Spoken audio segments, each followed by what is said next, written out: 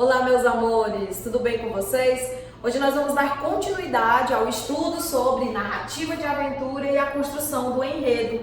Módulo esse localizado aqui, no 16 de literatura.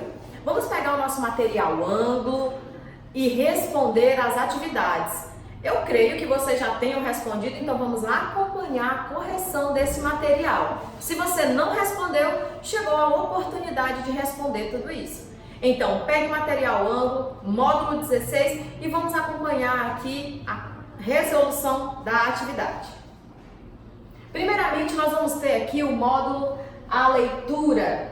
O texto que você vai ler agora é o 4º capítulo da Ilha do Tesouro. Muitas gerações de leitores já se deliciaram com essas aventuras do jovem Jim Hawkins. Esperamos que você goste e corra à biblioteca ou à livraria para pegar um exemplar e ler a história inteira. Vale a pena.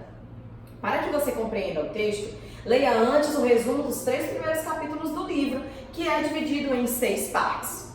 Quando nós colocamos dessa forma a questão de resumos para poder aguçar um pouco mais a interação entre leitor e a obra, é para que você também fique um pouco mais interessado. Então, vamos prestar bastante atenção nas histórias que nós vamos contar agora e se houver essa necessidade, se houver todo esse desejo pela leitura desse livro, corra a uma biblioteca ou melhor, vá lá na internet e compre um livro, mesmo que seja um e-book.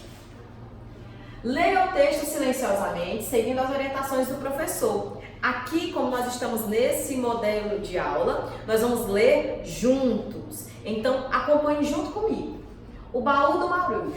Contei logo o que eu sabia para minha mãe, algo que já devia ter feito muito tempo antes. Estávamos numa situação ao mesmo tempo difícil e perigosa. Parte do dinheiro daquele homem, se é que ele tinha algum, devia ser para pagar a dívida que tinha conosco. Mas não era nada provável que os seus companheiros, sobretudo aqueles 2 espécimes que eu vira, Cão Negro e o Mendigo Cego, estivessem inclinados a desistir de seu quinhão em nome do pagamento da dívida do morto. A ordem do capitão para montar logo a cavalo e procurar o Dr. Livesey teria deixado minha mãe sozinha e desprotegida, algo que não dava nem para pensar. De fato, parecia-nos impossível permanecer mais tempo na casa. O carvão que caía sobre a grelha da cozinha ou o tic-tac do relógio nos dava medo. Tudo que rodeava a casa parecia a nossos ouvidos assombrado por passos que se aproximavam. E ali, diante do capitão morto no chão da sala e do pensamento de que aquele detestável mendigo cego estava rondando por perto e pronto para voltar, havia momentos, como diz a expressão, em que eu ficava com os cabelos em pé de tanto medo. Algo devia ser feito rapidamente e tivemos, por fim, a ideia de sair em busca da ajuda na aldeia vizinha. Foi o que fizemos. Sem sequer cobrir a cabeça, saímos quando a noite já caía com a sua neblina gelada. Lembra que na atividade do vídeo anterior, nós comentamos que vocês fariam a leitura do trecho e logo em seguida colocaria onde acontecia e também quais eram os acontecimentos de forma mais resumida. Em relação ao primeiro parágrafo, nós temos aqui que se passa na sala de estalagem. E o que acontece lá na sala de estalagem? Pavor de Jim e sua mãe, sozinhos na estalagem com o cadáver do capitão. Resolução de buscar ajuda no povoado. Então, essas são as ações. Nos parágrafos seguintes, nós vamos fazer da mesma forma. Olha só, parágrafo 2. A aldeia ficava a algumas centenas de metros, embora não se pudesse avistá-la, lá do outro lado de uma outra enseada bem próxima. O que mais me encorajava era que ficava na direção oposta àquela de onde o cego surgira e pela qual provavelmente tinha voltado. Não demoramos quase nada para chegar, embora às vezes tivéssemos parado para nos abraçar e ver se escutávamos alguma coisa. Mas não havia nenhum som estranho, nada a não ser o barulho surdo da ressaca e o som dos corvos na floresta. Aqui, qual é o local que se passa? Como vocês puderam perceber, na estrada. E os acontecimentos? Percurso entre a estalagem e o povoado, que foi no momento que eles saíram para buscar ajuda. Parágrafo 3. Aqui no parágrafo 3, tanto no 3, 4, 5 e 6, quando vocês finalizarem a leitura e conseguirem perceber, nós vamos chegar a essa conclusão, de que o local onde se passa toda a narrativa é o povoado e os acontecimentos que lá acontecem seriam o medo e a covardia dos moradores, notícias sobre a presença de estranho na estrada e de um veleiro na cova do gato. Resolução de Jim e da mãe de voltarem sozinhos para a estalagem. Posteriormente, nós vamos ter o parágrafo 7. Meu coração batia para valer quando nós dois partimos na noite fria para essa perigosa aventura. A lua cheia começava a sair e pairava toda vermelha sobre farrapos de névoa. E isso nos deu mais pressa, pois era evidente que antes de chegarmos, tudo estaria claro como o dia e ficaríamos expostos ao olhar de qualquer um. Deslizamos ao longo das sebes, silenciosos e rápidos, sem ver nem ouvir nada que aumentasse nosso medo, até que, para nosso grande alívio, a porta do almirante Benbow fechou-se atrás de nós. Nesse parágrafo, nós conseguimos perceber que o local onde se passa a narrativa é na estrada. E o que acontece lá? Retorno apressado à estalagem, temor da dissipação da névoa e a chegada à estalagem. Continuando, nós vamos ter parágrafos 8, 9, 10, 11, 12, 13, 14, 15 e 16. E durante toda essa narrativa, nós vamos observar que ela se passa dentro da sala da estalagem e também ocorre lá a descoberta do sinal negro deixado pelo mendigo, dando ao capitão um prazo de vida até às 10 horas. Revista do cadáver e encontro da chave do baú e subida para o quarto do capitão. Continuando ainda a leitura do texto, nós vamos ter parágrafos 17, 18, 19, 20, 21, 22, 23, 24, 25, 26 até o 32 e, finalmente, ao término da leitura desse trecho, nós vamos ter que o local onde se passa a narrativa é o quarto do capitão e os acontecimentos de lá, abertura e exame do baú, localização de um pacote de oleado e de uma sacola cheia de moedas, a obstinação da mãe em separar as moedas e recolher a importância devida pelo capitão, os sons da porta, o retorno do mendigo cego, distanciamento dos sons, fuga da estalagem, levando parte das moedas e o pacote oleado. Continuando a leitura, vamos ter do parágrafo 33 ao 36, que vai se passar na estrada e vai acontecer o seguinte, que durante a fuga, percepção de ruídos de passos e de uma luz de lanterna, o mal-estar e o desânimo da mãe, o esforço de Jim para arrastar a mãe e refugiar-se sob uma ponte. E por fim chegamos aqui ao atividade em grupo, onde ele diz o seguinte: o professor encarregará cada grupo de resolver uma das 5 questões propostas a seguir, mas esse momento vocês vão fazer de livre e espontânea vontade. Você mesmo pode escolher qual dos pontos você quer resolver, tá? Nós vamos ter aqui as 5 questões para responder, todos nós faremos juntos as 5 questões, e quando houver um direcionamento individualizado, você vai fazer aí em casa, sozinho, ou você pode se reunir com um colega através de uma videochamada. Os procedimentos a partir de agora. Para o bom andamento do trabalho coletivo, porque eu vou precisar também desse trabalho com vocês, é importante que todos os membros do grupo participem com aplicação e interesse, ou seja, eu preciso que todo mundo realize essa atividade, tá bem? As questões sejam lidas e discutidas até que todos os participantes tenham compreendido o que é solicitado. Esse tipo de diálogo nós vamos tecer através tanto da Agenda Edu quanto do e-mail que já foi encaminhado a vocês. As respostas sejam discutidas até que haja consenso e todos participem da redação final da resposta. Essa redação final da resposta vai acontecer nas nossas lives, então esteja preparado, viu? Antes da live que nós vamos checar essa atividade, vai ser mandado um recadinho na Agenda Edu e é importante que você acompanhe todos os recados de lá. Primeira questão que você vai ter que responder. Já aprendemos que o enredo é a organização espacial do texto narrativo feita pelo autor para conseguir os efeitos pretendidos. Ele pode, por exemplo, narrar os acontecimentos sem obedecer à ordem cronológica, que é aquela que os fatos acontecem com início, meio e fim. Ou também podem vir numa ordenação não linear. Foi o que aconteceu na fábula Só a Pura Verdade, lida no caderno 1, em que Andersen começou a narração pelo final da história. É chamada não linear. Analise os esquemas dos lugares e acontecimentos que vocês fizeram durante a leitura do capítulo 4 da Ilha do Tesouro. O autor organizou o enredo numa sequência linear ou não linear? E aí, de acordo com o que você leu agora junto comigo, você acredita que esse enredo foi construído de forma linear ou não linear?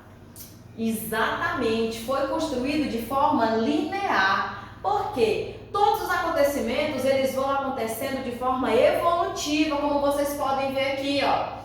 Sala da estalagem, depois eles vão para a estrada, depois para o povoado, retomam a estrada, voltam para a sala de estalagem, vão para o quarto do capitão, estrada quando eles vão fazer a fuga. Então, como esse processo ele é gradativo e evolutivo, nós chamamos isso de enredo linear. E o narrador também, ele não fez interrupções, desvios, antecipações e nem recuos no tempo. Ou seja, ele não bagunçou a ordem. Então, se ele não fez isso, eu chamo de enredo linear. Segunda questão. Nas narrativas de aventura, os autores utilizam alguns expedientes de enredo para prender a atenção do leitor, provocar expectativa, curiosidade e o desejo de continuar a leitura até o final. Um desses expedientes é o mistério. O narrador não conta tudo ou não dá todas as explicações. Quando narra um determinado acontecimento, o leitor deve fazer suposições, formular hipóteses e guardar até que as coisas se revelem completamente. Letra A.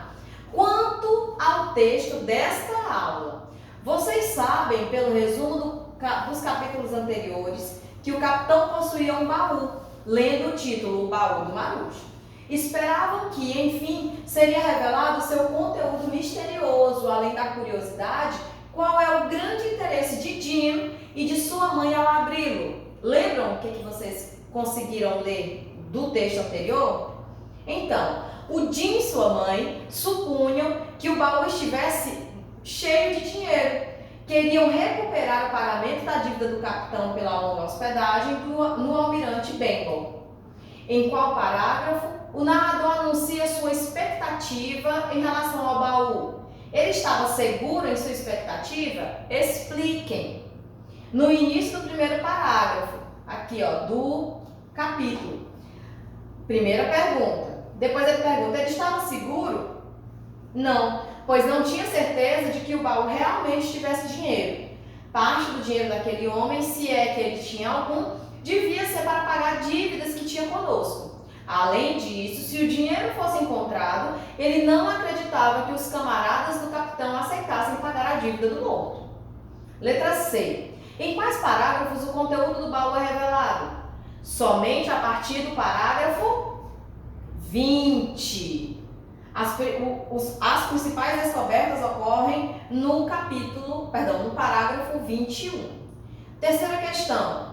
Com frequência, os autores criam mistérios e expectativas, mas manipulam a narração de modo a retardar as respostas e soluções. Esse retardamento é um dos expedientes do enredo utilizados para obter suspense. No primeiro parágrafo, o narrador diz que ele e sua mãe estavam numa situação ao mesmo tempo difícil e perigosa. De fato, era uma noite fria de inverno. Eles estavam isolados na estalagem na companhia de um cadáver e esperavam o retorno de dois homens estranhos e perigosos, o cão negro e o mendigo cego. Jim não podia buscar socorro e deixar sua mãe sozinha e desamparada. Fugir seria a solução, mas isso significaria renunciar ao dinheiro do baú. Então, diante desse dilema, qual foi a decisão tomada pelo personagem? Foi que ambos iriam até o povoado buscar ajuda, buscar socorro. Letra B. Considerando os acontecimentos narrados a partir do final do parágrafo 7, expliquem por que os fatos compreendidos entre o final do parágrafo 1 e o 7 podem ser considerados um retardamento da narrativa que prolonga a expectativa e aumenta o efeito de suspense. A partir do final do parágrafo 7, tendo retomado a estalagem, as personagens encontram-se no meio de uma situação descrita do parágrafo 1, agravada por terem perdido tempo precioso, estando os inimigos do capitão prestes a retornar. Quarta e penúltima questão. Como se brincasse com o leitor, Stevenson retarda constantemente a narração, aumentando a expectativa e mantendo o efeito de suspense. Por exemplo, no parágrafo 7 e, novamente, no 33, apesar da pressa das personagens em percorrer o caminho, o narrador detém-se na descrição do ambiente, detalhando as características do luar e do nevoeiro. Releiam os parágrafos 20 e 21. Aí, após a leitura do 20 e 21, vocês voltam para cá, para a questão. Expliquem como o autor intensificou a curiosidade do leitor quando as personagens examinavam o conteúdo do baú. O que ele fez? Multiplicou os detalhes, descrevendo uma grande quantidade de objetos. Então, cada vez que ele fazia isso, que ele se utilizava desse recurso, os leitores iam ficando um pouco mais com a curiosidade aguçada. Letra B. Junto à sacola de dinheiro, as personagens encontravam um pacote cujo conteúdo ainda não foi revelado neste capítulo. Aparentemente, ele contém papéis, e Jim fará questão de levá-lo consigo quando fugir da estalagem. Esse pacote constitui um mistério que deixa o leitor intrigado, tentando adivinhar seu conteúdo. Considerando o título do livro, formulem uma hipótese sobre o conteúdo do pacote e sobre a importância que ele teria na continuação da história. E quais seriam esses objetos? Tratam-se de mapas e indicações sobre a localização da ilha e do tesouro. O fato de Jim tê-lo carregado consigo acarretaria, portanto, sérias consequências, provocando perseguições e perigosas aventuras para o menino. E na nossa última questão, é muito autoral. Eu trouxe para vocês uma resposta que eu acho prudente, mas você mesmo pode construir essa resposta, ela é uma resposta pessoal. Aqui ele vai falar sobre a questão do suspense, mas ele quer que você dê dois finais. Um final com uma hipótese otimista e um final com a hipótese pessimista. A otimista que eu coloquei é a seguinte: os piratas não descobrirão os fugitivos ocultos sobre a ponte, os quais, depois de um tempo, poderão seguir tranquilos até o povoado, antes que os piratas prendam os fugitivos. Chegará um socorro armado. O Dr. Livesey, acompanhado de homens do povoado, que os salvará. No parágrafo 6, anuncia-se que uma pessoa iria à casa do médico à procura de ajuda dos soldados. Essa seria uma hipótese otimista. Porém, olha só a pessimista. Os fugitivos serão descobertos e presos. Os piratas descobrirão apenas a mãe, que está visível sobre a ponte. Jim conseguirá fugir para buscar socorro. De algum modo, porém, mesmo que se fosse preso, Jim precisará escapar, pois é o protagonista e sem ele será impossível o prosseguimento da história. Aqui nós encerramos mais uma correção de atividade. Eu espero que vocês tenham gostado. Quero bastante criatividade na hora da resolução dessas questões, principalmente. E na próxima aula nós nos vemos mais uma vez, meus amores. Então, fique de olho na Agenda Edu, nas redes sociais. Um beijo e até a próxima!